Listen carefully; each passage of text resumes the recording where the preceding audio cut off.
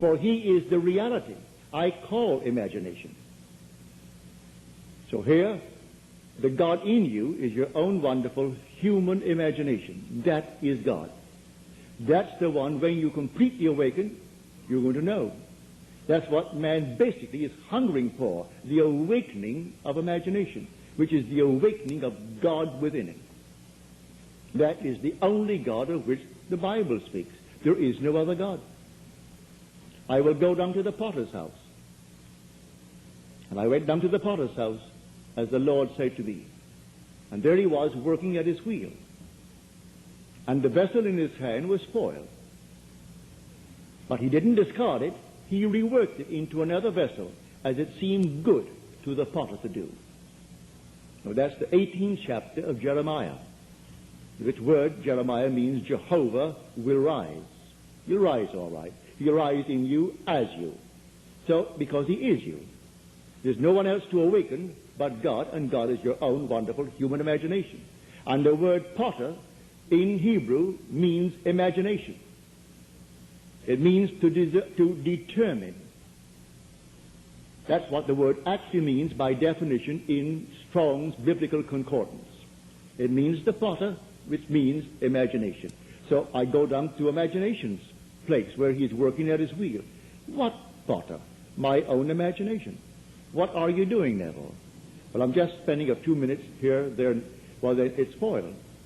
You will admit what you're doing isn't quite what you want done. Don't discard it, rework it. Rework it into another vessel that it seemed good to you to do. Don't judge from appearances.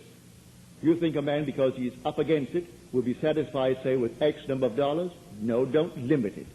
Put no limit upon the power of belief. Can you believe that he doesn't have that pressure on him anymore, that he's above it? That is something behind him. Well, put him in that state. It doesn't cost you any more to put him in that state than to put him in a little modified state. You didn't pay anything for it. Come, eat and drink without price. Buy wine, buy milk without money. It didn't cost you a penny to do it, so why modify it? Why make it little for it? It's not exactly what he would want for himself. It's better than what he has. But you want something bigger than that for him. And there is no limit. When you meet people of great wealth in this world, and you'll judge them because they have money, just talk to them for a little while. Money hasn't altered their other states. They're just as stupid as they were before. In fact, I've gone to parties where this one was a millionaire, that's that's so-and-so, and then the lady would point out another one. So you see that one? Oh, she's not just rich, she's stinking rich. In her language, that meant multiple millions. And if you walk out of that place, I'm speaking of a club, I will not mention the name, a club in New York City, a ladies' club. They're all multimillionaires. Walk out on the street, but don't leave, just walk out and stay there. And then watch them come out after their big heavy lunches and their 3 or 4 martinis or whatever it is, and watch them. And if you didn't know these are members of that club with all the millions in the world, you would say to yourself, poor souls. Poor souls. You would think maybe they came out, they're cleaning up after the guests left. That's exactly what they look like. But they feel they don't have to put on anything because they're above it all. My father would say, when they would come in, and they were very, very rich, and he ran his store, and when they all became very, very elated with a fabulous wealth, he would turn to one of us and he would say, you know, God is really merciful. Suppose she didn't have money. He never completed the thought. He left it for us to use our imagination. Suppose she didn't have money. She's how merciful God is, he would say. And then you go on dwelling upon what your father did not complete. He wanted you to complete it.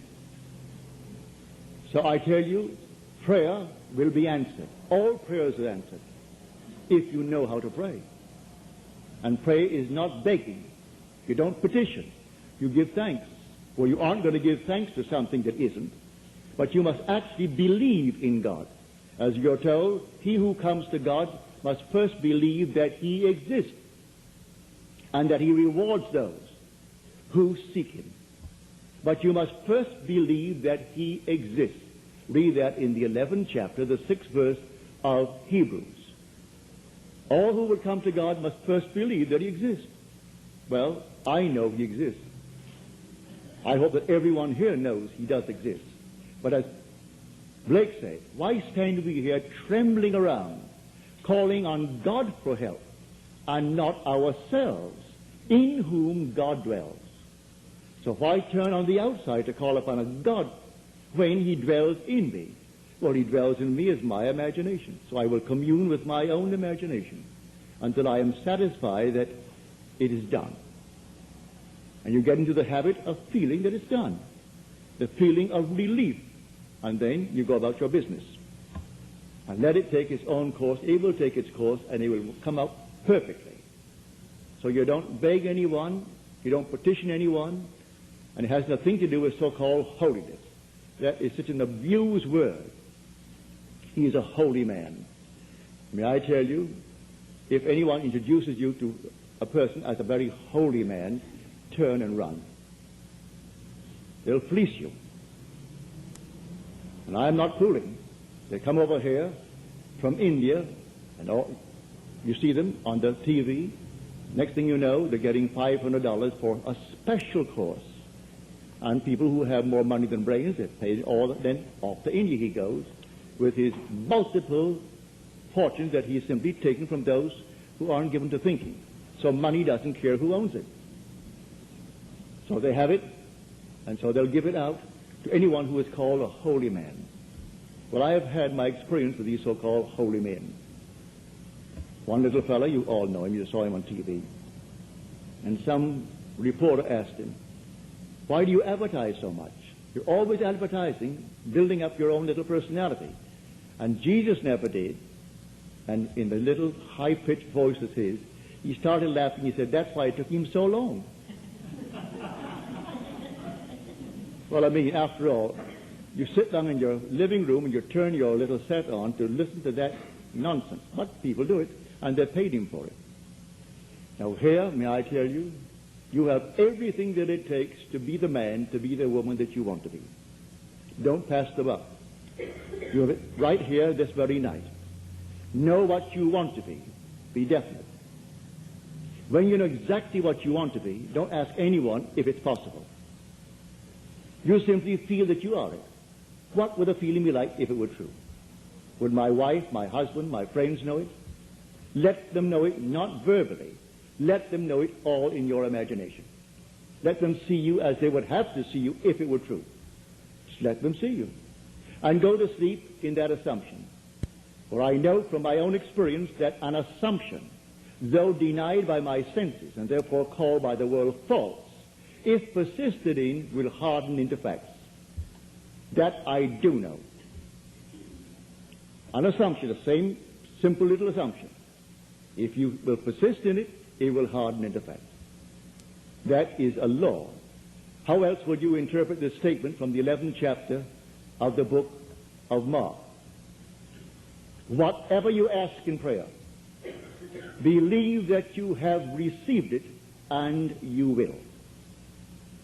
How are you going to interpret that?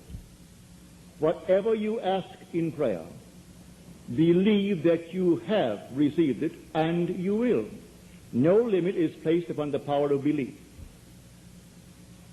It doesn't even say it has to be good for you. It leaves you entirely free to make your choice and take the risk. Because when you reap that state, you're also going to reap the consequences of that state. So, take your choice, but also be willing to take the consequences of the state. And you could go through life just simply knowing there are only states. You see a person in the gutter today, he need not be in the gutter forever. Take him out of the gutter in your mind's eye. Here was a friend of mine, Freedom Barry, that I sent to San Francisco to teach this law. He hasn't had the experience of the promise, so he can't teach the promise.